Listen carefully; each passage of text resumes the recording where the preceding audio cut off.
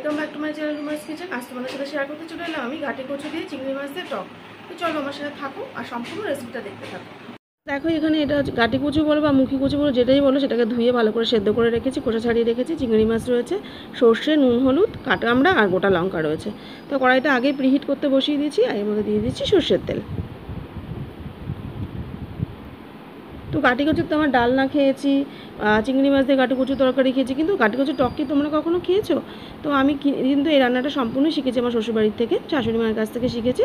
তো এবার আমি দেখো তেল গরম হয়ে গেছে, একটু নুন হলুদ দিয়ে দিলাম। এবার আমি ধুয়ে রাখা চিংড়ি মাছগুলো তেলের ওপর দিয়ে দিচ্ছি, দিয়ে একটু তুলে রাখছি ভেজে। দেখো চিংড়ি মাছগুলো ভাজা আমার হয়ে গেছে, এটাকে একটা পাত্রে তুলে নিচ্ছি আমি। প্রথমত আমিও এই রান্নাটা খেতে ভালো লাগতো না, কিন্তু শাশুড়ি মা আমাকে এই রান্নাটা করে একদিন খাওয়ালো, আমার কাছে খুব ভালো লেগেছিলো, তাই তোমাদের সাথে রেসিপিটা একটু শেয়ার করছি।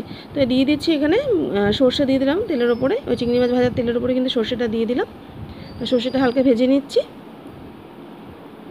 এবার সেদ্ধ করে রাখা ঘাটি কচুটা এর মধ্যে দিয়ে দিচ্ছি,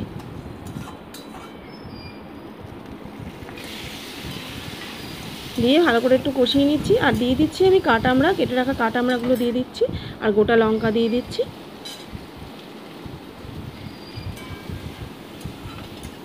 আর অ্যাড করে দেবো পরিমাণ মতো নুন হলুদ।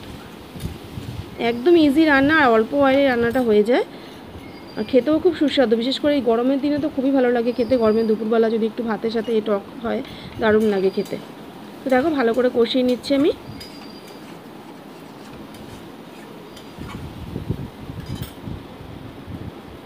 একটা লঙ্কা পড়ে গেছিলো, সেটা আবার তুলে আমি দিয়ে দিলাম এর উপরে।